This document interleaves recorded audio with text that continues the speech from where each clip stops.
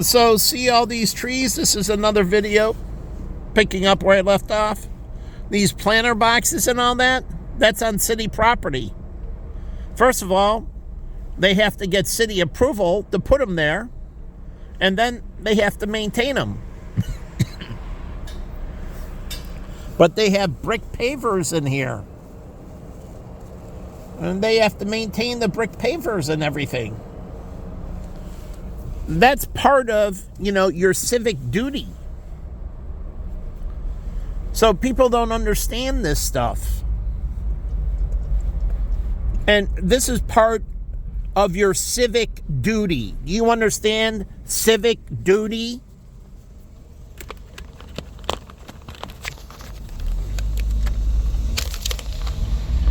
It's our country.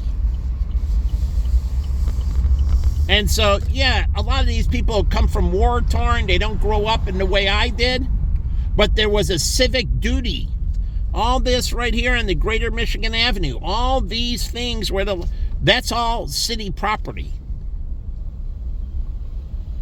It is not their property. They're doing a civic duty. They're putting up the lights and beautification, but they still need city approval. But they got the fences protecting the grass and everything else and maintaining it. But that's a civic duty. If not, then, it goes on to the city to maintain it. And that's not how it works. There's some things you have that responsibility, like shoveling your sidewalk. You don't own the sidewalk. The city owns the sidewalk. But you still have to maintain the sidewalk.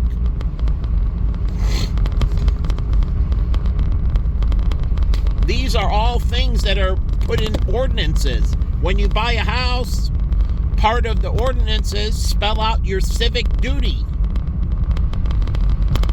These are responsibilities that are placed upon you as a citizen or as a resident, the citizen of the United States, but as a resident of the state of Illinois, a resident of Cook County, a resident of the city of Chicago. If you live in the city of Chicago, you're a resident of the city of Chicago, but you're also a resident of Cook County, and you're a resident of the state of Illinois, and you're a citizen of the United States.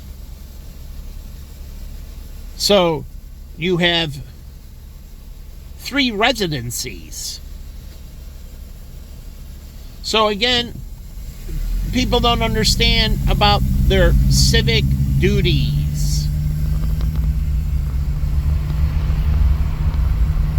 And so I don't get it. I made sure I hit the trash can every time. It's my civic duty.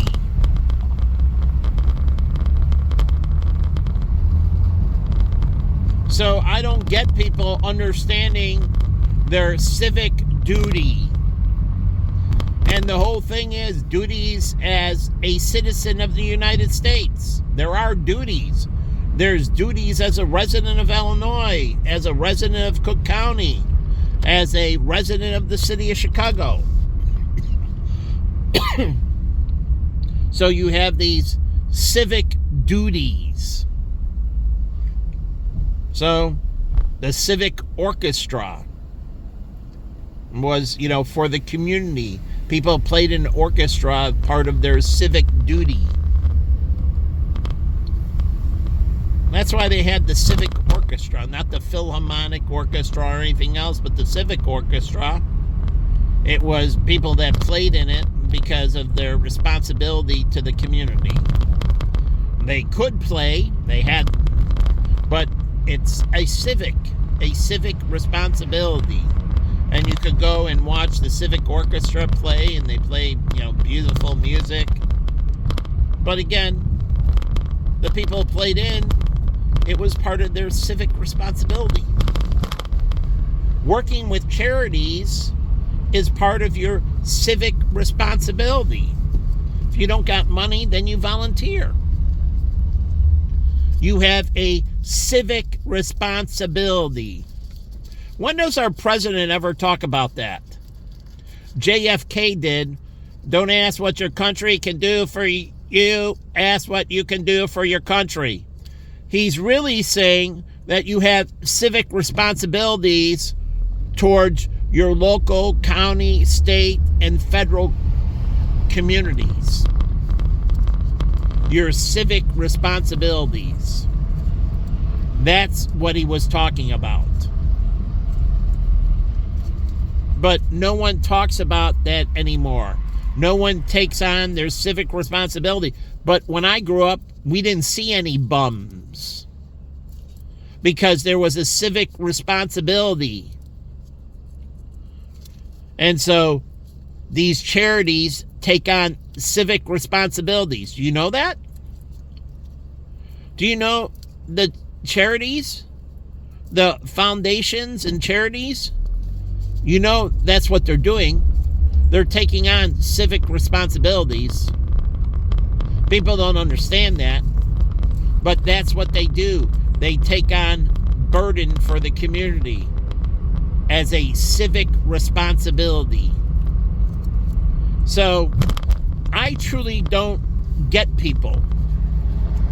No one explains this to people about their civic responsibilities.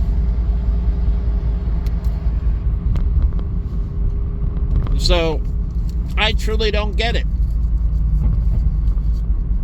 Like, I go to the movie theater, I take a drink in, and I take a popcorn, and then I throw it out when I leave. They're going to clean the seats and clean the floors and everything else. But when I get my popcorn and everything else, yeah, it's nice to go to the soda fountain, maybe. But I just order from a bartender, right? And I pay $4 for the drink. Okay, a well drink. And the bartender says, what would you like? I'll have, a Cadillac, not a Cadillac. I'll have, a margarita. Okay. And they use well tequila, and they use sour, and so on, and Rose's lime, and so on. And they mix it all up and give it to you. And then when you go to McDonald's and you order something, right? And they make the burger, and then you can request, I don't want onions or no ketchup or whatever. And they'll leave it off. Or you can request extra pickles, and they'll charge you an upcharge. Maybe you want extra pickles. If you wanted 2 slices of cheese, extra cheese, it's an upcharge. And they should tell you, you can upgrade. You want more sauce on your Big Mac, okay? Or maybe you want a Big Mac sauce on the side. They should have Big Mac sauce. If not, get a ramekin. And McDonald's can have ramekins, and they charge you 25 cents or whatever for the extra sauce. And they put it in a ramekin, little plastic ramekin. They snap on the top, and they give you the extra McDonald's sauce. You can only buy so much extra, but you can get 1 or 2 extra sauces. Maybe you want extra Big Mac sauce. But I go into the movie theater. They charge me $15, almost $16. They hand me an empty cup and popcorn without any salt or butter or anything on it. And they're like, go do it yourself. Talk about lazy pieces of garbage. I worked in all these industries. I worked at Sbarro's. You order a slice of pizza, it was only a couple bucks. But if you want to put on pepperoni, or you want it to have extra cheese added or whatever, we do it for you. So I go into the movie theater, and I'm sick and tired of it. They give me I'm like, go to the butter machine yourself. Go. I don't want to do it. You do it. I paid you $15 for a small popcorn and a drink. You fill my drink. You put butter on my popcorn.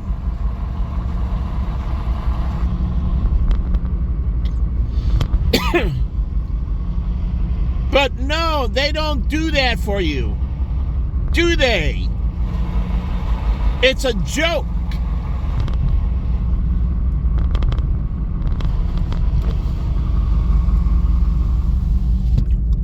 You're charging a super premium price and you're delivering garbage with garbage service.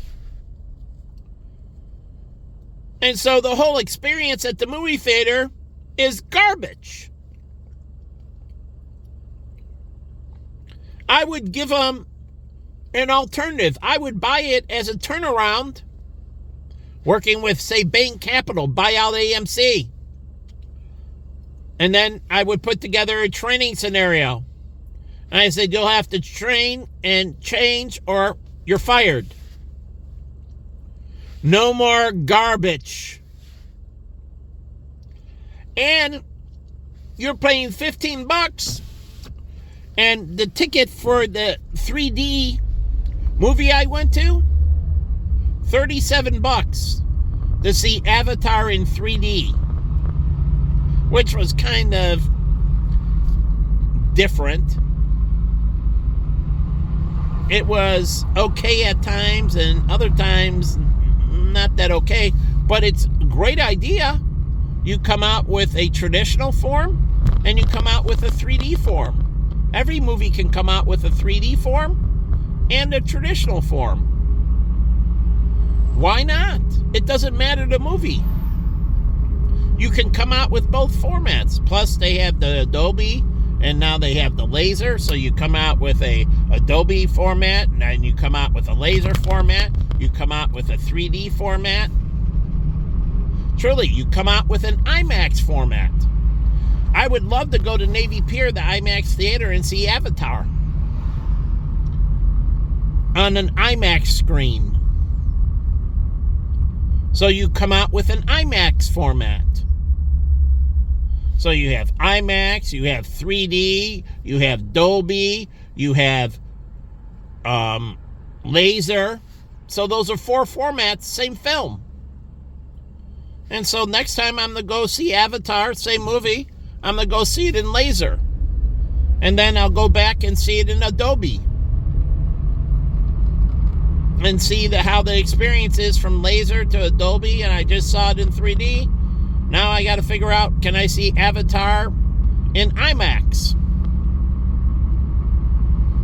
But again, no one understands, getting back to it, civic duty. That's all charities do. They're civic organizations, and they turned them into what they call charity. But all they're doing is doing this public goodness, this civic goodness. So again, I don't get it. That people come into this country, and this is where we have problems with foreigners, immigrants. They're not explained, number one, the common sense. Like, it's common sense to, say, pardon me or excuse me. Those aren't written laws. But before you sit down and somebody's sitting there and you're going to sit at the seat next to him, you ask, is this seat taken? Truly, you ask them, is this seat taken? No, go ahead. Yeah, my girlfriend just went to the bathroom. I wish every day I have a girlfriend. I pray every day for a girlfriend, a physical girlfriend. But those are things, and this is why, and I'm telling you straight up, this is why you got Aryan Nation, skinheads, neo-Nazis, KKK and that. The blacks came in, and let's just take it way back, and they didn't assimilate. They weren't taught the customs and how to move about and so on and so forth. And they didn't assimilate. And they still haven't figured it out. It seems like not assimilating.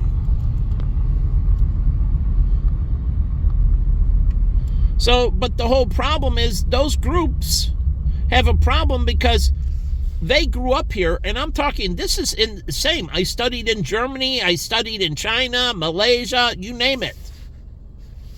And they have these common sense things, their way, their customs that are non-laws. They're not laws that the state puts out. They're not ordinances. They're not zoning or anything else. These are unwritten customs. And so you go in and you're supposed to know them. And these people grow up like you go down south and they do things, in a certain manner. And then all of a sudden you come in and you don't bother to even, take a look. What are their usual customs? How do they dine? I had to. How does a Japanese restaurant? Truly, I asked Jennifer about Korean customs. I studied a lot because I'm dating a Korean girl. I studied a ton, but I asked her, this or that. We're going to a Korean wedding. What is custom? I had to call my sister up. And I said, Ellen, my first wedding. I said, Ellen, what do you give when you go to a wedding? And she said, well, you're supposed to figure out the resort or the place they're having it at. And if they're giving steak, they usually let you know what the food's going to be. And then you give them something to cover the cost of the meal plus the tip to the staff. You're supposed to cover your meal plus tip. You can give extra, she said, but that's not customary. When you give that, you bring a gift, and that's other thing you give separately for them for the wedding. But you're supposed to cover the cost of being there. If there's an open bar, you give more. If it's the cash bar, you give less. And so I had asked my sister this. I asked Jen, something I didn't know. I asked Jen, when you go through a turnstile, those revolving glass doors, or even a turnstile, and you meet it, and there's you and a woman. Traditionally, the man holds the door and lets the woman go first, right? Well, on the turnstile, you're not opening a door. And she said to me, no, in a turnstile, the man goes first, so he pushes it to make it easy on the woman behind him. It's chivalry. I didn't know that. I could have looked it up, but I just asked her. She went to etiquette school in that. And we used to share etiquette or best practices so men and women can get along in a blessed manner. Truly. I remember my sister having a big blowout because somebody didn't put the toilet seat down. Now, I disagree because I think a woman, after they're done, should pick the toilet seat up and a man should put it down. Because the woman, if you just went to the bathroom as a man, the woman is going to go to the bathroom next. You're talking living together. So the woman gets done, she picks it up, because more than likely the man is going to go to the bathroom next, and you don't want him peeing on the toilet seat. Because the women, see, you go pee numerous times, you only go number 2, or some people say poop. You only go once, twice a day. Some people go 3 times, but not as often. So the man can put the toilet seat down if he needs to go poop. But when he's done pooping, he leaves it down for the woman. Because more than likely, she's going to go pee. And it's down already if she needs to go number 2. I don't like the word poop. I like number 1 and number 2. I really think it's nasty stuff. I think urine is disgusting. I think poop is disgusting. Truly, unbelievably disgusting. So I like saying number one and number two, like I used to do with Jen. I never said, are you going pee? I'd say, are you going number one? Or you have to go number two? And it's better with the kids. Growing up with my sister, we didn't say pee or poo. We said number one or number two. Like the baby did number one. The baby did number two. And remember this, in the back of your mind, and I don't care who you are, when you use words of disgust, those register. The baby just pooped himself. And the mind says disgust. The baby's a little, and you see it in the movies, the baby's a little pooping and peeing, disgusting machine. All they do is poop, pee, fart, and so on. And that leads to child abuse. So I like the British thing for orgasm. And you can use the word orgasm. Did you orgasm? I just orgasmed. In Britain, they say arriving. When you're about to orgasm, they say, I'm arriving, and I've arrived. That means you orgasmed. And I listened to a British girl actually do it. Not on purpose. I gave my friend Jeff, he was with a British girl he met, my room, and they had sex. And I slept on the couch, but she was loud. And she's like saying his name. Jeff, I'm arriving, Jeff. I'm arriving, Jeff. I'm arriving. Jeff, I've arrived. I've arrived, Jeff. I've arrived. Meaning she orgasmed. I thought it was so cute, so adorable, so clean. So, farts can be number 3. I just number 3. Truly, you can say pass gas, but number 3. I apologize, I just number 3. But the point is, you're trying to take the nastiness out. And remember, garbage in, garbage out, the Bible tells you about it. And so you're trying to take the nastiness out. And so if you back the nastiness out, you'll start treating people more respectfully because they're less filth and less disgusting. Truly. But this is why you get a lot of child abuse. Truly, children, babies and that poop and pee and then they cry and then they bottle feed and, you know.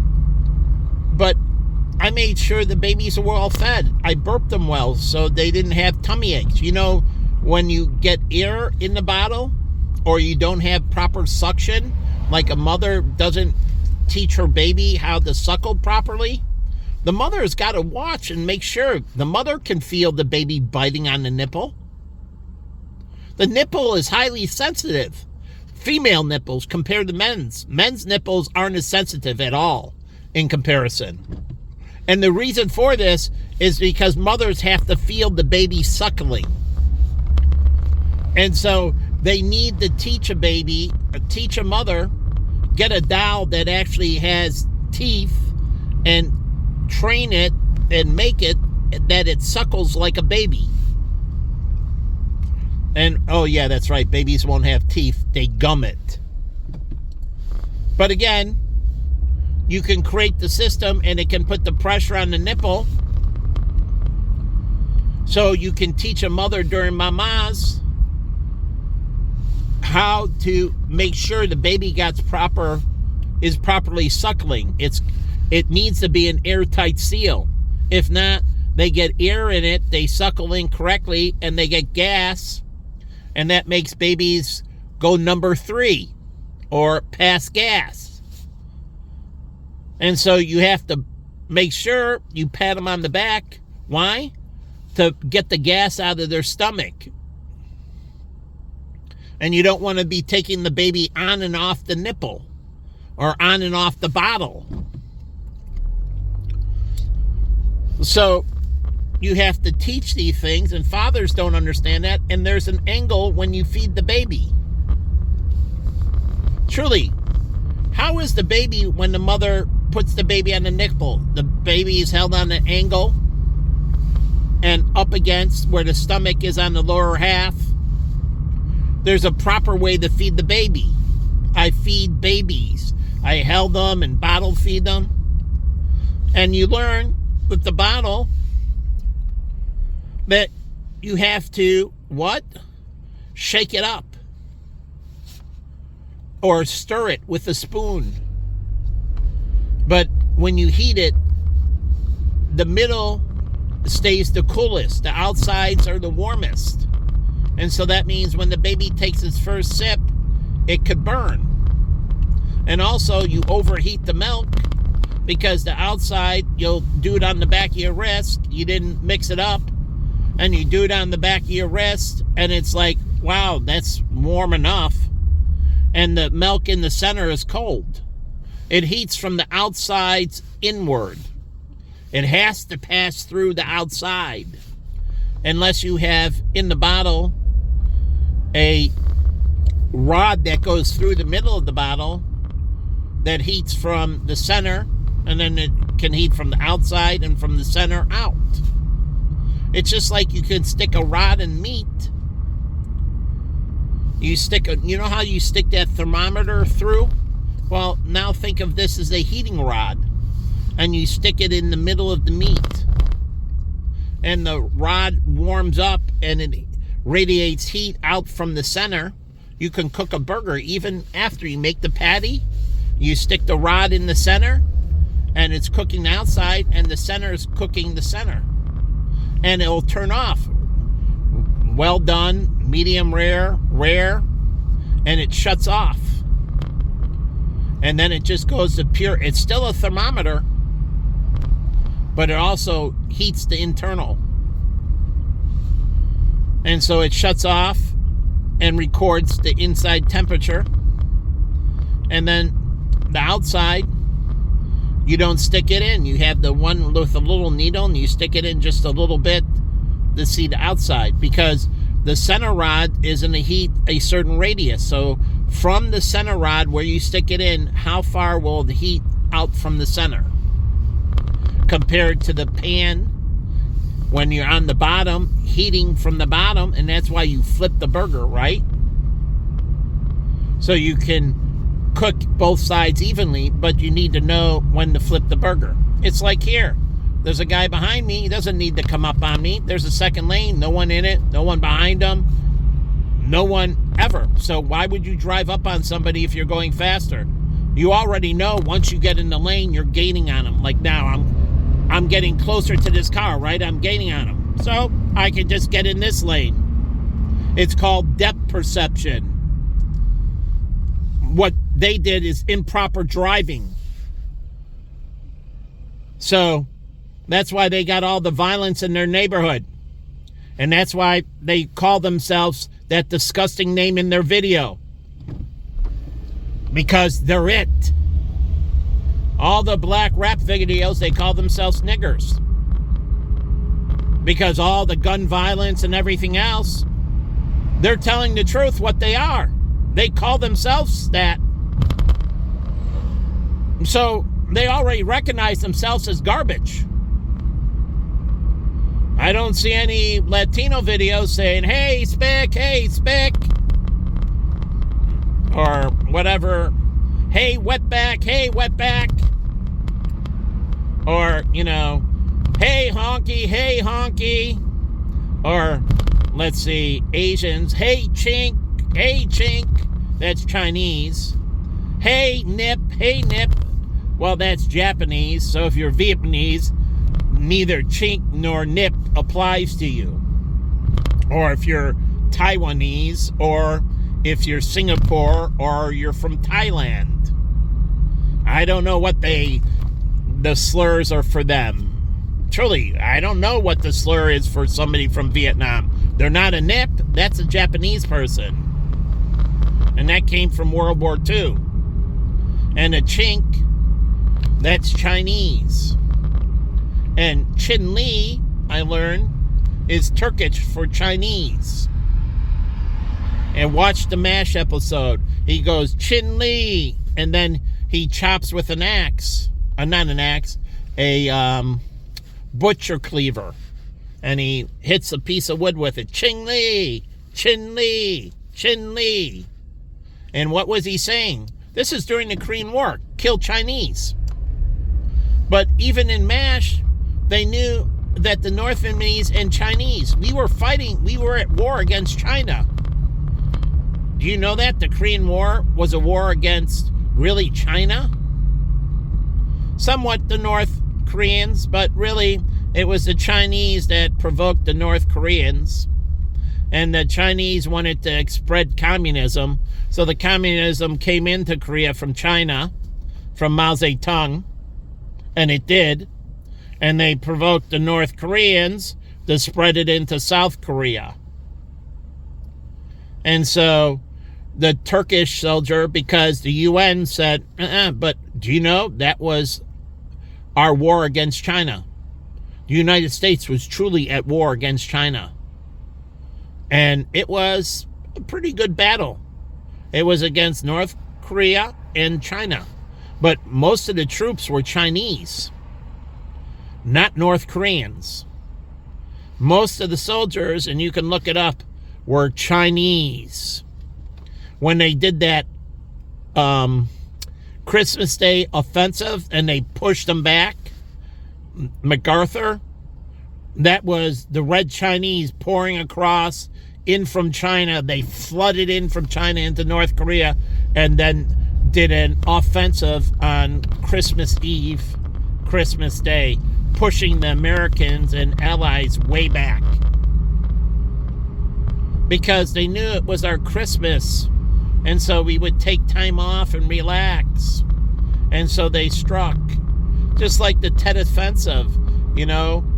And that's a big holiday in Vietnam. And the North Vietnamese with the Russians. North Vietnamese were with the Russians. They knew. Now it was just Russian advisors, no Russian troops. But they did get Laos and Cambodian troops in with North Vietnam. There were people from Laos and Cambodia. But anyways, look it up. The whole point is they did the Tet Offensive because it's a big time in South Korea would be partying and everything else. And so the South Koreans had their guard down and the Americans were there, so they were part of the party. And so the Americans and South Koreans, the Americans and South Vietnamese were partying together. And the North and the Russians knew it's perfect time.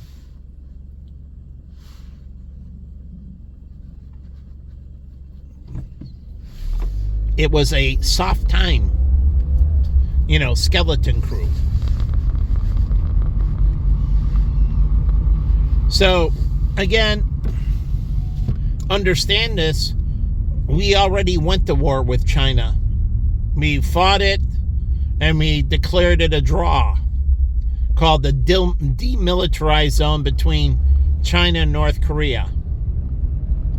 I mean, between North and South Korea. But we already had our huge war with China. China doesn't want to go to war with us. They have a lot of disputes. They have disputed waters with Japan. They have disputed waters with Philippines. They have disputed waters with Vietnam. They have a lot of disputed waters, and the UN is supposed to be working this out, working through the World Court and so on and so forth. And, you know, there has to be, you know, this ongoing and settling this dispute. But since the United Nations weren't doing it, you know, China was pushing its way around, and then all these countries were pushing back against China because the UN wasn't doing their job. They were supposed to be in that, settling these disputes over territory. Who controls what of the China Sea? And it's very important to know that Taiwan is not part of China. Because if Taiwan, the one China policy in Taiwan is considered part of China, then they extend out farther into the Chinese Sea.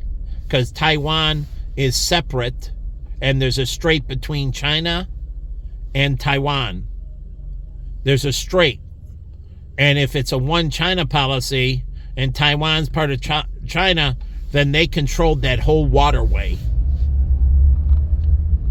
Truly. But if not, then that waterway is divided and U.S. military have access through Taiwan to that strait between Taiwan and China. That's why Trump picked up the phone when the president of China called and he didn't recognize the one China policy, which I don't agree with.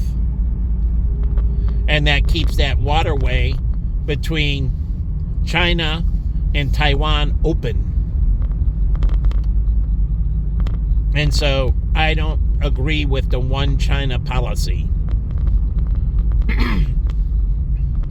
And if it's one China, not only do they get that strait between China and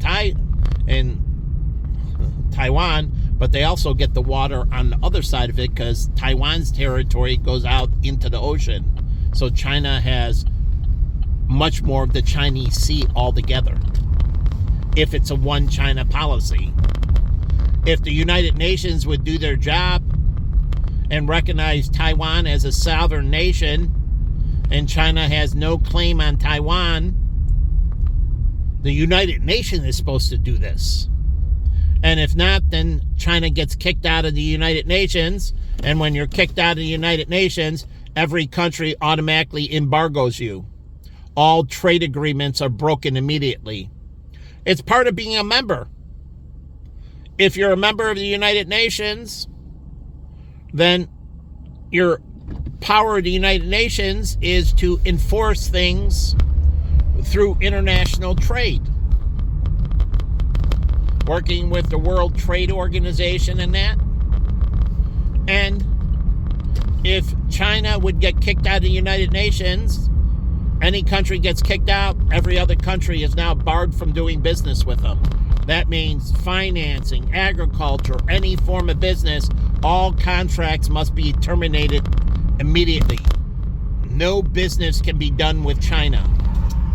They're all by themselves. So, like North Korea was, they had China support, but they were cut off from everybody except China. Truly, they didn't have aid. They didn't receive anything from anyone. They were totally cut off. So that's why it became the Hermit Kingdom. It's just like Cuba was basically cut off and put into isolation. And that's what the UN's supposed to be doing.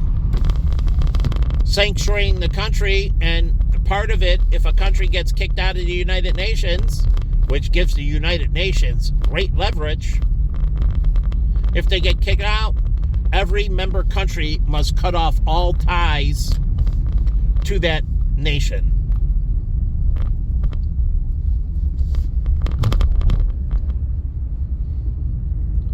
So, again, that gives the United Nations power. See, the thing is, they have to have teeth, and teeth that can cripple and destroy a country. But it's only teeth for certain things that relate to international trade and international business.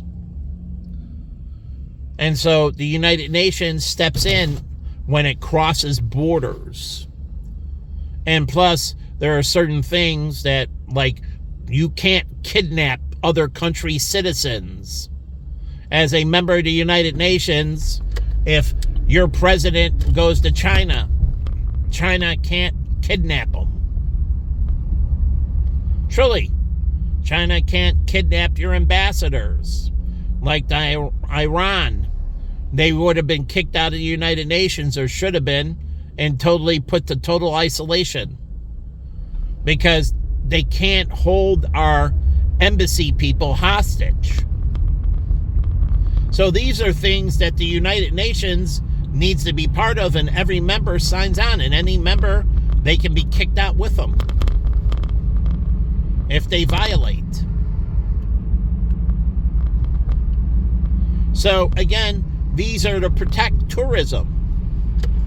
So you can't grab another person's citizen without proper grounds, or you're kicked out of the United Nations. You gotta prove that that person was spying on your country. You can't just take them in and say, that person. You can detain them, and then a United Nations tribunal will be put together, and then they will go over the information and rule if that person was spying. And if they were, then they turn it over to whatever your rules are for international spies. The punishment's all yours. The United Nations, all they're doing is deciding whether you are right or not. So, like the Chinese, when they were spying in the United States, the United Nations would intercede. We'd have to prove that these Chinese scientists were spying. And if the United Nations agreed, then we could put them in prison in the United States. But if not, we'd have to eject them and turn them back over to China. We couldn't put them in prison. But if they agreed, then you're free to punish.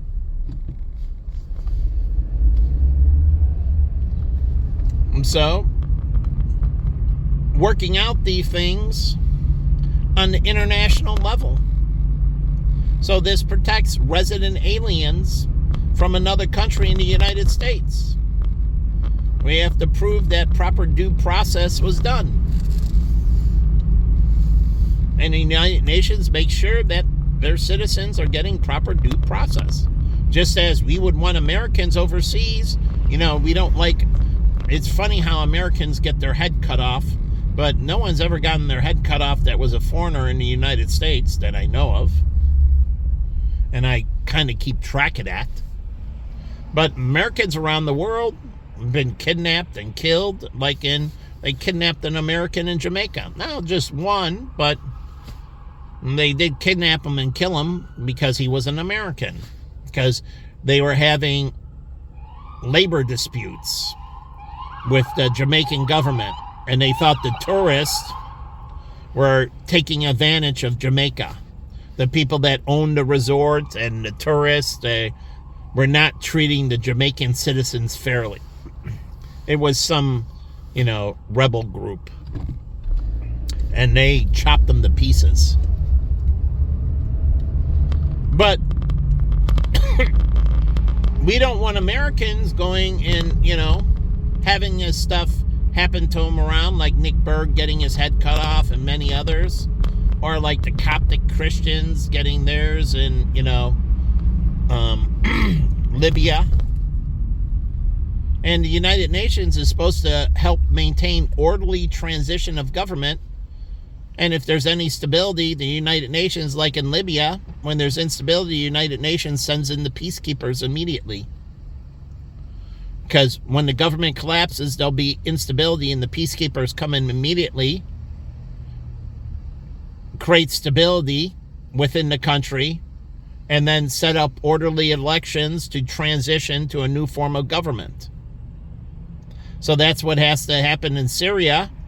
It should be all peacekeepers right now from the United Nations set up in Syria until they can establish their federal, state, local, and county governments to make sure that the factions, like the peacekeepers, go into Afghanistan. The UN peacekeepers go in and they work between the tribals setting up their government system. And it's for them to decide what kind of government. They can give them consulting on all different. You want to set up a communist or socialist or whatever, that's up to those people. They got to vote on it, and the first thing you vote is what type of system. Truly. And so you want a nationalist system, a communist system, a capitalist system, a communist socialist system, a socialist capitalist system, a communist capitalist system. So first, before you can set up any government, you have to decide what type of system are they going to have. We have a feudal system, right? So there's feudal systems, and, we have fiat currency, and that has to be set up. So Syria, their currency, is it going to be a fiat currency backed by the full faith and credit of the Syrian government? Or are they going to be put on the gold standard? And truly, because setting up the country, maybe the country has to start on the gold standard. And countries can loan it gold to support its printing of its own currency. So they would loan gold. They would have gold on deposit. And that would support their currency.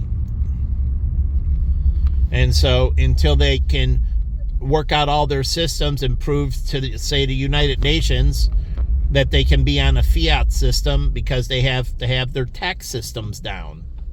One of the big things with Russia, when the wall fell and all that, taxing. Even in China, they have problems collecting taxes.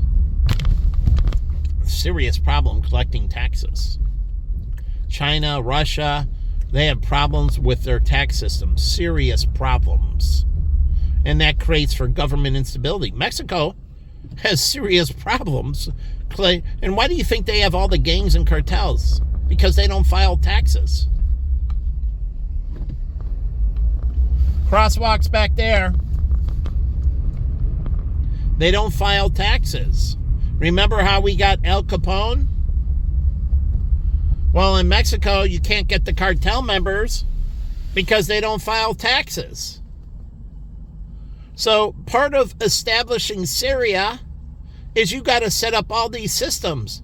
And they have to figure out the tax laws and everything else. There's several steps before you start talking about political parties, Republican, Democrat, or whatever. You have to first decide what type of government. And I don't know what the different communist parties are in China, because they do have different, they're not all part of the same party, per se. They have different groups. So I don't know what they call their things, but it's not one, per se. Anyways, you have to set up those systems, and then you have to set up the voting systems and how they're going to do their politics.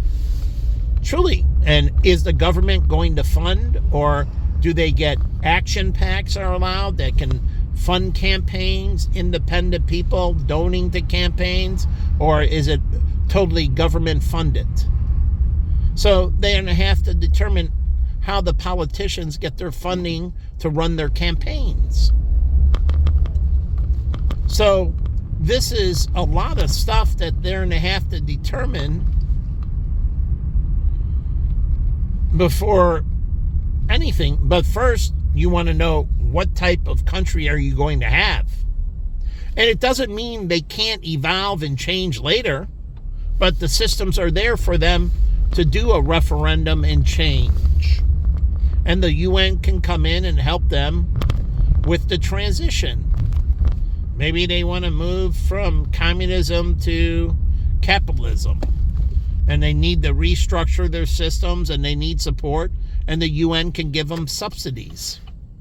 Through the World Bank and the International Monetary Fund can give them money to help change the system. Fund their transition. Truly, fund their transition, because they're going to have to change laws, and, they're going to have to change laws and ordinances and zoning. And so, again, it's like in the Sudan and all these places that, that are on warlord systems, that you're going to set up some form of government. Well, first, the people have to vote on what type of government they want. And then before you can do that, you have to go out there and educate them on the different types of government. And so they can get a consensus vote on what type. And once they get a consensus vote on what type of government, then you can work on step down from there. And it truly does matter with what type of government, with taxation and social programs and everything else. So are they going to have charities and within their country? So again, they put the cart before the horse, and the UN is not doing any of this. And I keep on touting them because this is what they were designed to do. They have their job. It's different. They decide between two countries like they did in North Korea, decided North Korea was it wrong, and then they commissioned the United States and other countries to go to war against them, just like we did in Iraq when Saddam invaded Kuwait and was threatening to invade Saudi Arabia. It was a coalition and sanctioned with the UN against Iraq. And so the Security Council went to action to put troops in country to take down Saddam. And that's how it's supposed to work. And also, Iraq should have been temporarily kicked out of the United Nations.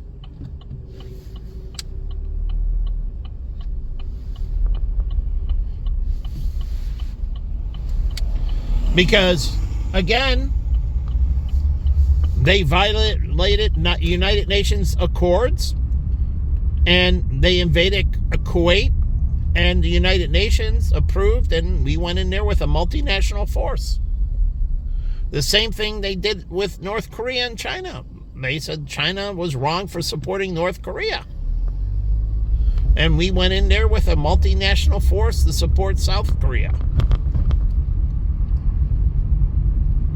So it's the same thing. They make rules on these things, and then the Security Council works and puts together the military action necessary to punish the country. And that's what's supposed to be happening with Russia.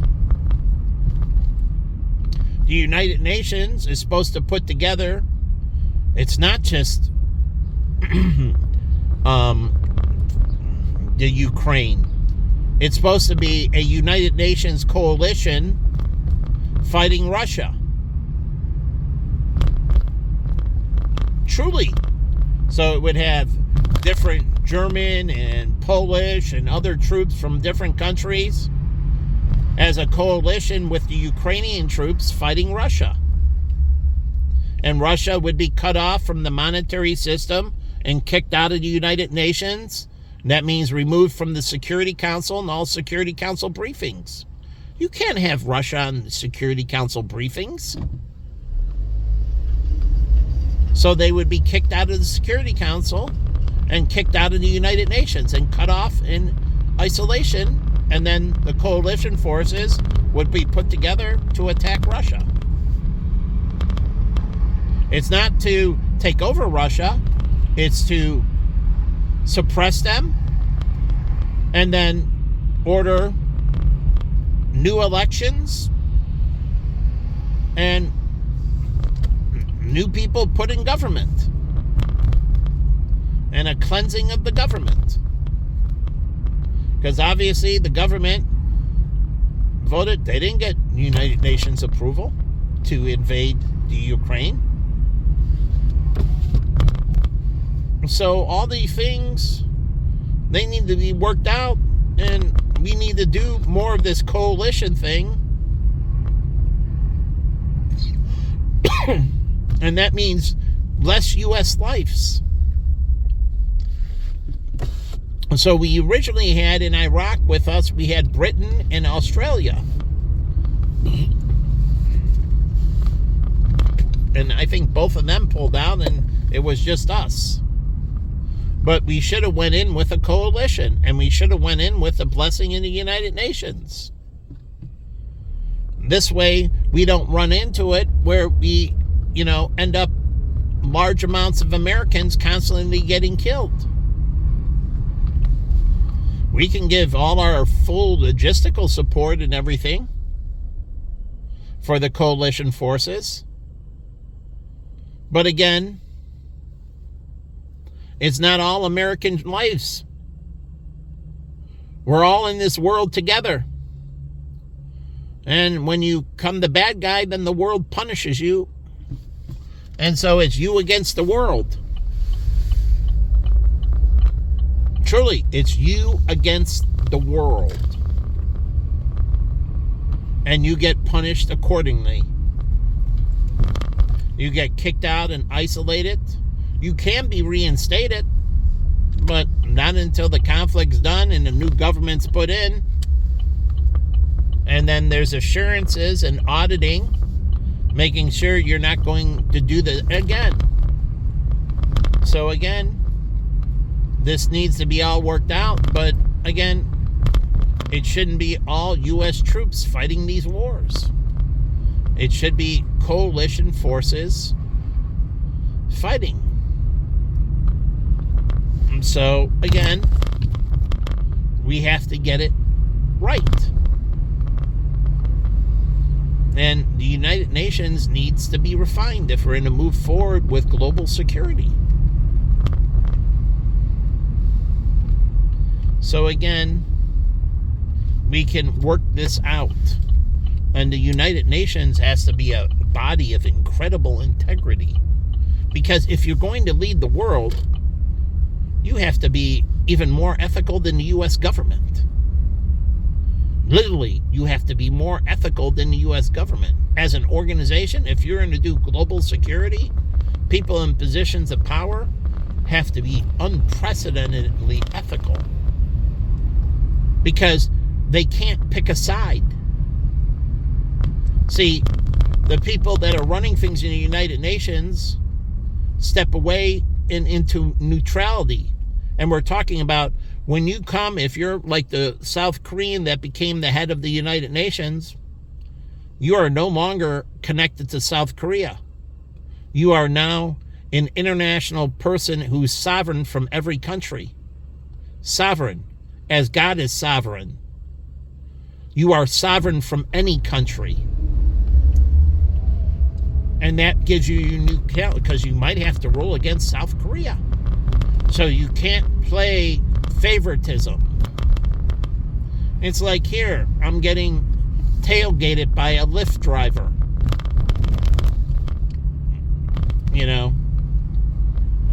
They don't have high standards for their driver. That they should tell them you can't tailgate, and if you tailgate, you'll be fired. You can't violate these laws. And if your customer asks you to violate a law, like you can't speed, you can't do this. And they can tell them, I'm sorry, I can't do these things. These are against the law, and Lyft will terminate me. And I can't do it because the GPS records my speed and the camera records my distance in front of the car. Blurs out the license plate, but it tracks for tailgating and that. So I can't break any laws. I got to pull over to the curb. I can't let you out in the middle of the street. Truly, I can't break laws. So it's not the wild, wild west where the cab drivers and the Lyft drivers and the Uber drivers, my friend Pete, he used to scream at him, follow the law. You're making us look like, and he used to go off. I'd be talking to him on the phone in between fares, and he'd be screaming at some Uber or Lyft driver. Sick and tired of them breaking the law. So they should tell, do not ask the driver to do anything illegally. The driver cannot break any law. If you're late, you're late. That's on you. Not the driver's fault. You knew when you ordered it how long it's going to be for the driver to get to you and how long from your spot to the destination. Depending on traffic, but with artificial intelligence and gathering the data, a margin of error they should put in. Truly on pickup, margin of error plus or minus blank. And yes, you should be able to punch out for the bathroom. Or on what? Break. 15-minute break. Or on lunch. And you punch out. You're still on the system, but you punch out. You punch lunch. So it can record when you take your lunch. And if you haven't taken the lunch, it says, we will not give you fares for the next hour. You need to take a lunch. Truly, the Uber and Lyft, the driver, you got to get out of your car. And the Uber and Lyft, it doesn't turn off. We got to see you're walking. It mandates you to get out of your car and go for a 5-minute walk. Stretch your legs. No blood clogs. So the app can put that in there, and you got to carry your phone with you. And if not, you're penalized and warned, and you can be terminated after so many warnings. Because they're not going to be responsible for wrongful death. Lyft drivers are dying of blood clogs at high rates, and Lyft has a massive wrongful death class action lawsuit against it because drivers have been getting blood clots, and those blood clots have caused heart attacks or strokes. And we are now suing for them not enforcing the drivers to do the right thing. Well, the GPS is in the app. And so when they get out, they got to take a walk. They have, I don't care if it's pouring out. Bring an umbrella. I want to see 5 minutes of movement. And you can bring a dog with you in the car. Truly. If you want a personal protection dog, you can have the dog. It sits in the front seat with you. And it says, personal protection dog, front seat not available. And so the back seats and the dogs can watch the passenger. Somebody tried to bring the dog, can go off on the passenger behind you. My dog, Rottweiler, could have sat right up here. Truly. And I could have a little harness that goes, but again, he had been more than happy to tear a person trying to hurt me apart. So again, like here, I'm getting tailgated again by the finest citizens in the world in Chicago. What a joke this community is. And they're going to invest all these projects, the 78, all these billions of dollars. And what do you have down here? A bunch of freaking trash. A bunch of garbage. And you're going to invest all this billions of dollars in these garbage, ghetto pieces of filth? The projects are going to be bust. That's why Chicago was going bankrupt. People down here are ghetto pieces of garbage. So how can you be investing billions and billions of dollars into all these projects going on, and Moody is an invest, and everybody, and the people that are making all these investments don't want people's heads that are pieces of garbage. Because if I was investing this money, and I'll give you a true story, Home Depot. I'm going to turn this down so I'm not looking at the subway sign anymore. But that's my air system right here. So you know, in car, see the air system right there? So I have an air cleaning system in my car on my dash.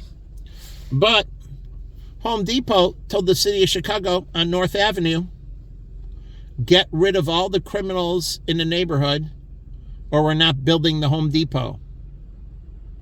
Do you know what happened? Every day, I live right there on Throop. There were paddy wagons and police, tons of police and tons of paddy wagons out there every single day, arresting any single criminal and locking them up, throwing them right in the paddy wagon. And they were all gone by the time Home Depot was done being built. No more criminals. They were all gone. But Home Depot told the city of Chicago, you can look it up, you get rid of all the criminals or we're not doing the project. And the mayor said, okay, all criminals are gone. And he told his commanders and that area commanders and the precinct commanders, you get rid of all the criminals in that area or you all get terminated. Those cops were highly motivated, incredibly motivated. So if I was dumping all this money into this project, it would be Operation Clean Sweep in Chicago. If I was going to put a Bears stadium and that development in Bronzeville and Hyde Park, I'd be running clean sweep operations everywhere, removing the garbage from everywhere. Or go to the ghetto and we're pulling all investments. And I would move the exchanges. I could go to Iowa. I can go to St. Louis. I can go to Columbus, Ohio. They would like all the financial exchanges.